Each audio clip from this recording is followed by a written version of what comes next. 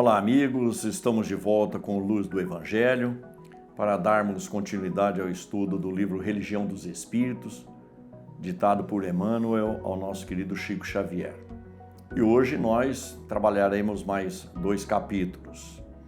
Nós falaremos sobre sexo e amor, a partir da questão 201 do Livro dos Espíritos, e também falaremos sobre os jovens, mas tendo como pano de fundo as ideias inatas, a partir da questão 218. Desta forma, meus amigos, a gente vai adentrando o mundo do espírito no tocante àquilo que a gente tem que fazer aqui na Terra. Nós estamos aqui com o nosso querido Dr. Aguinaldo, que vai dar as primeiras pinceladas nos assuntos. Nós vamos falar sobre a questão 201, que Emmanuel comenta de uma maneira fantástica, maravilhosa.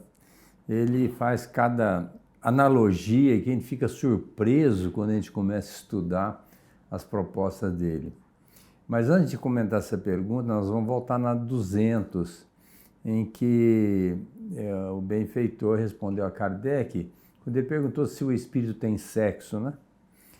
E o benfeitor disse para ele que não, o sexo é apenas do corpo, o espírito não tem sexo. E no mundo espiritual, esse lado da sexualidade é sublimada no amor, não é? Não existe sexo propriamente dito. Então, a gente fica sabendo que o espírito vai reencarnar, como sempre. E aí vem a pergunta 201, em que o Kardec questiona se o espírito anima um corpo numa encarnação de um homem, e ele poderá, numa outra reencarnação, animar o corpo de uma mulher.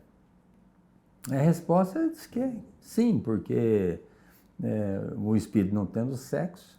Daí vem uma outra pergunta subsequente, mas por que da escolha? Vai escolher reencarnar como homem ou como mulher?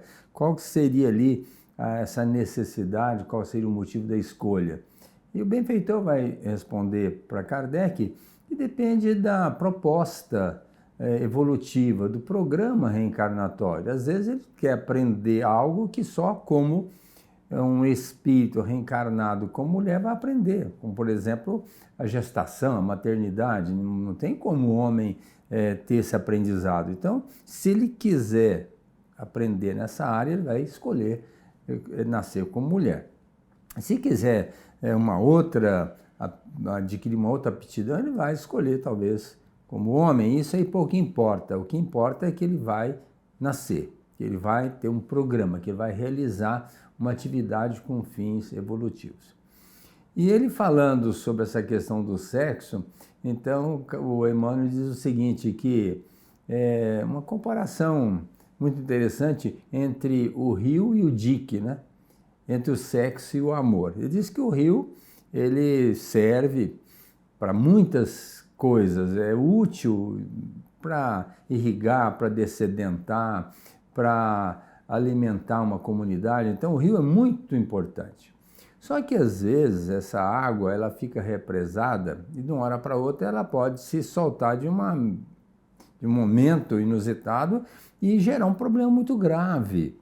Então, para que esse rio continue fazendo o seu trabalho de irrigação, dessedentação ou qualquer outra finalidade, até mesmo gerando energia, tem que ter um dique. Esse dique vai regular o quanto essa água tem que sair dali e prestar a sua utilidade. Agora, ele faz essa analogia com o sexo. O sexo é biológico? É uma coisa interessante? Nós somos seres sexuais, não tem como tirar isso da nossa vida. Então, esse sexo ele vai ser praticado, amanhã ou depois ele vai ser praticado. Mas que é fundamental, como o dique é para o rio, regulando a sua ação, o amor é o dique do sexo.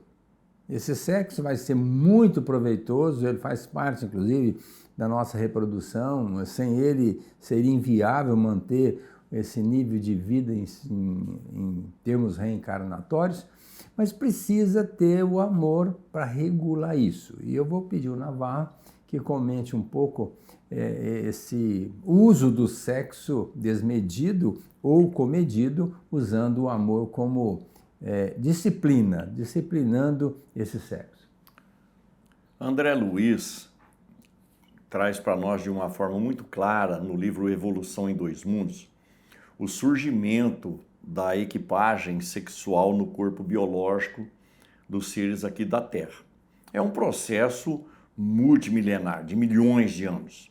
Evidentemente, a partir do momento em que nós atingimos a razão, cerca de 40 mil anos atrás, nós da natureza humana, vamos dizer assim, nós passamos a ter que, evidentemente, educar essa questão sexual que estava tão somente voltada no campo do instinto, para a preservação da espécie, para a preservação do meio social, mas nós também precisamos ter em mente que nesse tempo todo nós fomos nos habituando às consequências do ato sexual naquilo que traz de, entre aspas, prazeres físicos.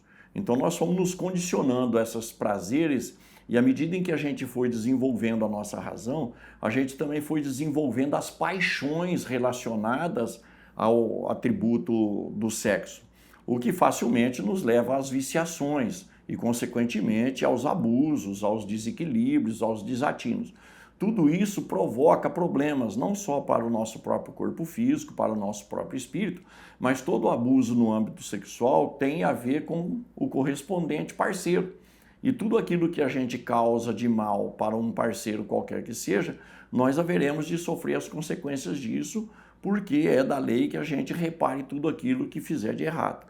Então a sexualidade precisa ser trabalhada a partir do espírito, no sentido de educar o corpo, que é o templo do espírito, para que se tire proveito máximo no que diz respeito à criação de um sentimento chamado amor.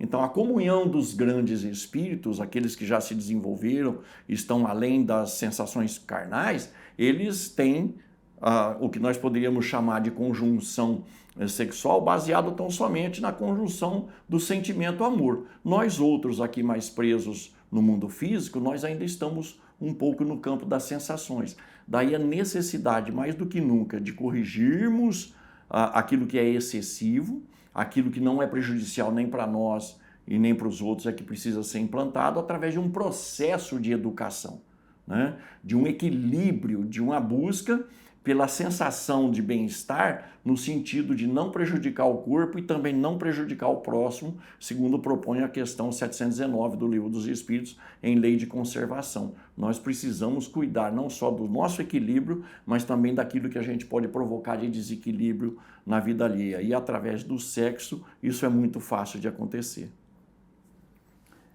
Quando a gente fala em sexo, é uma coisa tão grande, tão fantástica, que em tese o pessoal banaliza, dizendo, não, sexo é sexo, ter um relacionamento e tudo bem. Mas o nosso André Luiz, ele coloca que um relacionamento sexual é um casamento. Você veja que só um relacionamento sexual, independente do que vai acontecer depois, já é um casamento, você já cria um vínculo com a pessoa. Porque a pessoa, quando há um ato sexual, por exemplo, há uma entrega da sua própria intimidade, da credibilidade, da sensibilidade. Quer dizer, é um ato muito profundo.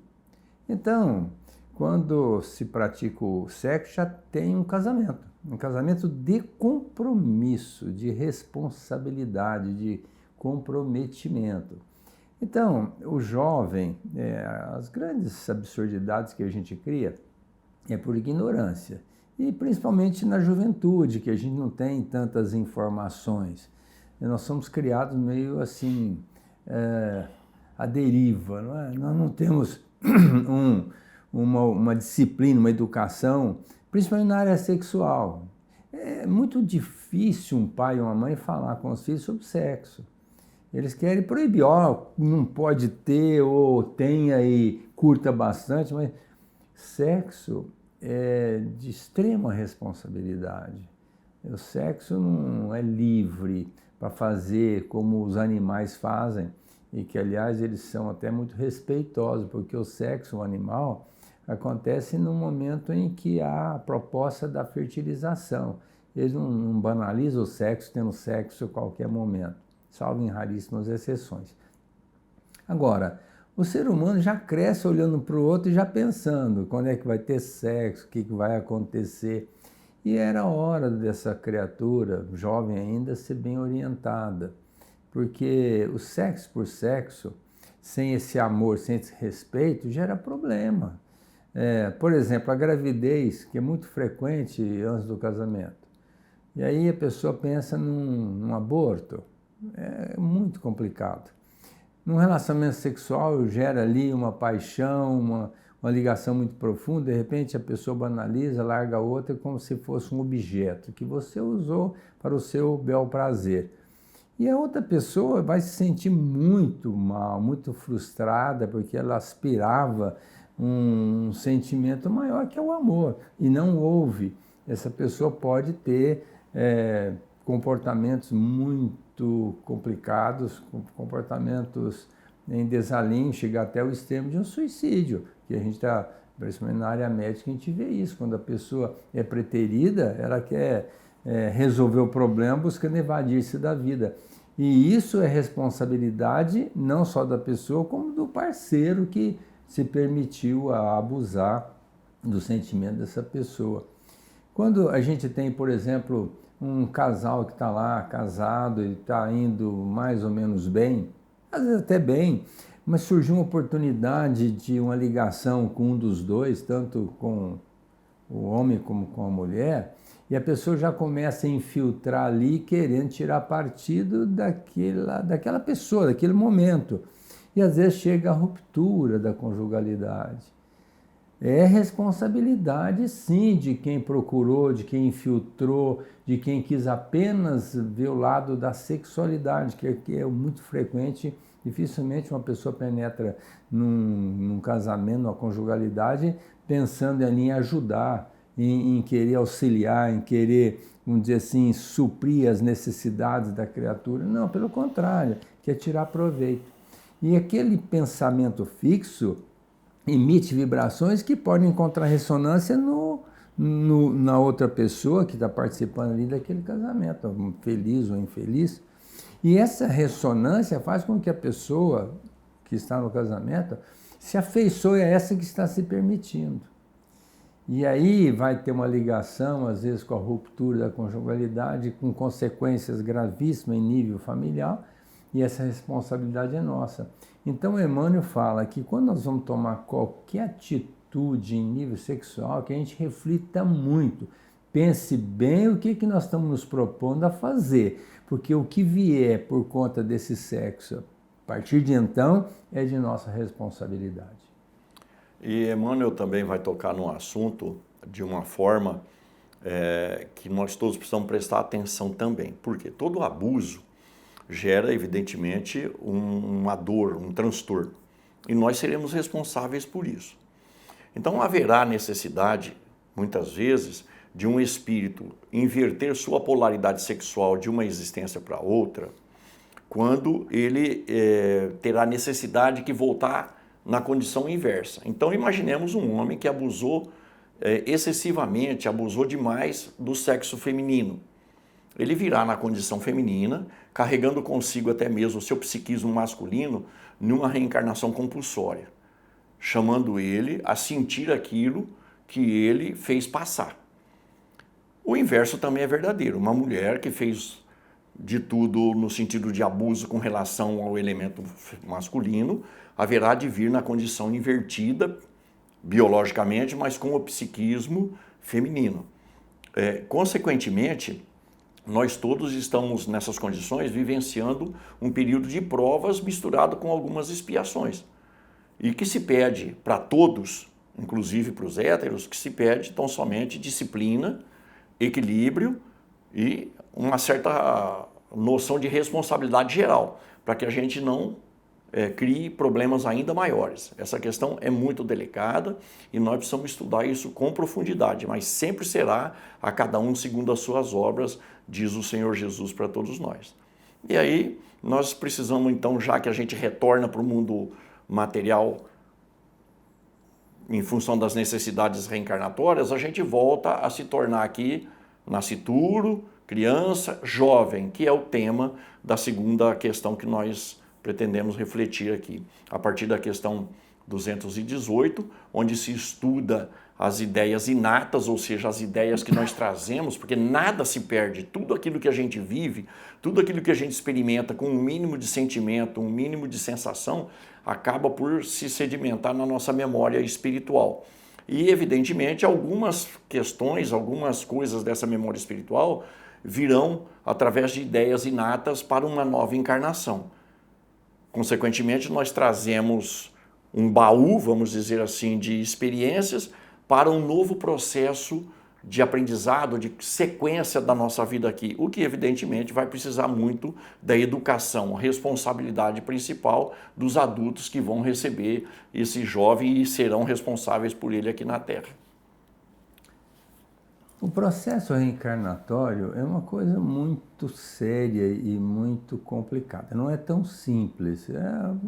Nasceu, jogou aqui embaixo na Terra e está tudo certo. Não.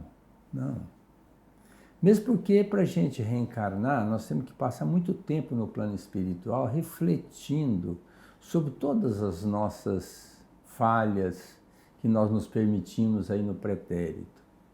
E esse tempo é um tempo às vezes longo, é coisa de 50 anos, 60 anos, para a gente internalizar as consequências. Que muitos espíritos desencarnam, quando nós falamos de área sexual, altamente comprometidos, esses espíritos na área sexual, eles vão continuar na sexualidade, vão continuar no sofrimento, nas dificuldades, no plano espiritual durante muito tempo.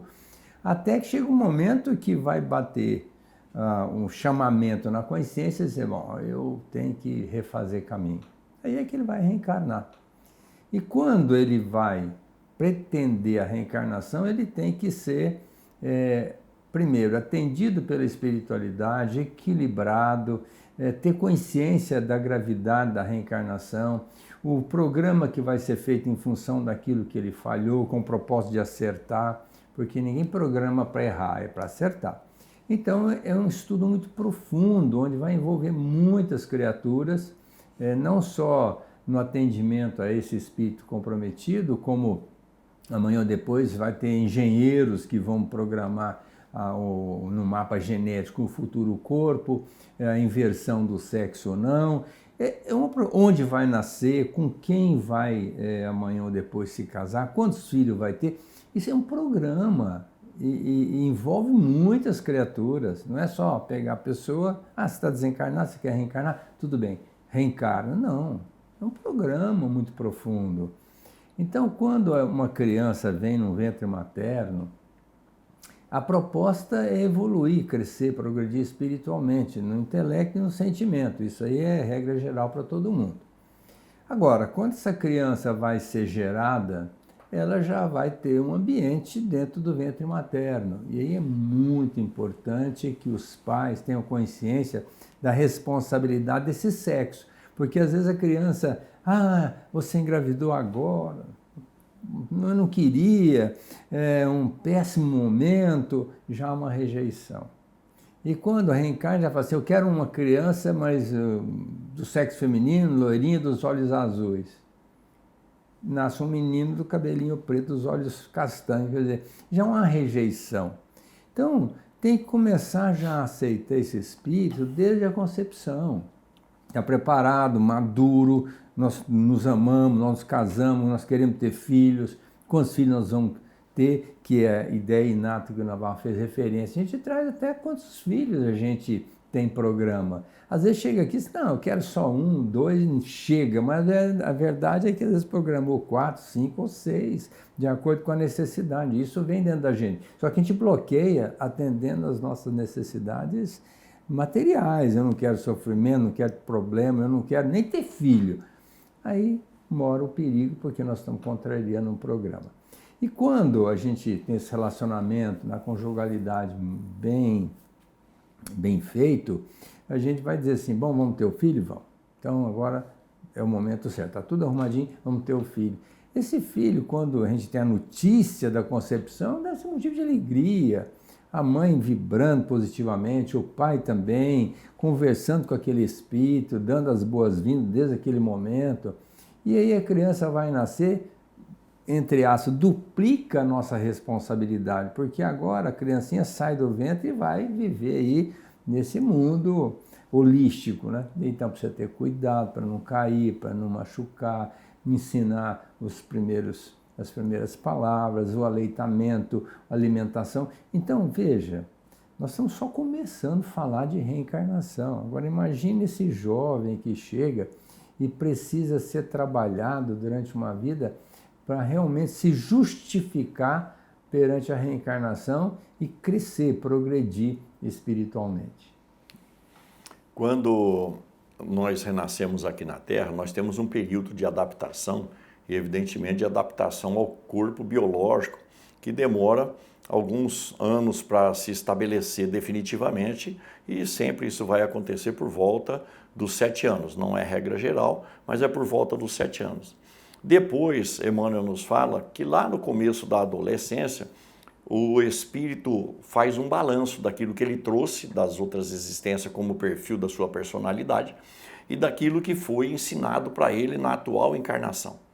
E aí ele vai fazer uma escolha. Alguns espíritos, alguns jovens demoram um pouco mais e por isso essas modificações muito drásticas no comportamento dos adolescentes. Está em litígio aí aquilo que foi ensinado em relação àquilo que ele trouxe do passado.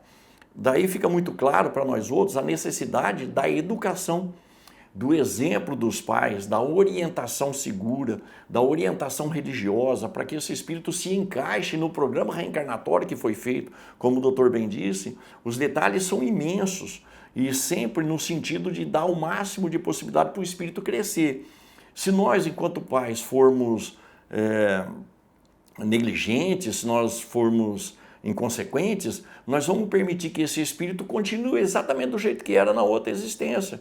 Com raras exceções, eles conseguem se sobrepor naturalmente nessa nova existência, em cima daquilo que eles já fizeram de errado nas outras vidas. E nós é que haveremos de ver isso, e o próprio Livro dos Espíritos nos explica, o Evangelho segundo o Espiritismo também nos explica que nós vamos ter como castigo, entre aspas, ver esse mesmo espírito que nós teríamos que formar para uma nova realidade, sofrendo pelas consequências da nossa própria inatividade no campo da educação, no campo do exemplo, no campo do ensino equilibrado. É muito importante que nós tenhamos isso em mente. Um espírito que chega até nós, ele é um ser que está pedindo socorro para nós outros. Mas há um outro aspecto que a gente precisa analisar. Imaginemos que se lá no plano espiritual, antes da atual encarnação nossa e daquele que veio conosco, nós fizemos um acordo. Nós vamos te receber agora como filho, para, num processo natural, você nos receber como filho numa outra existência à frente.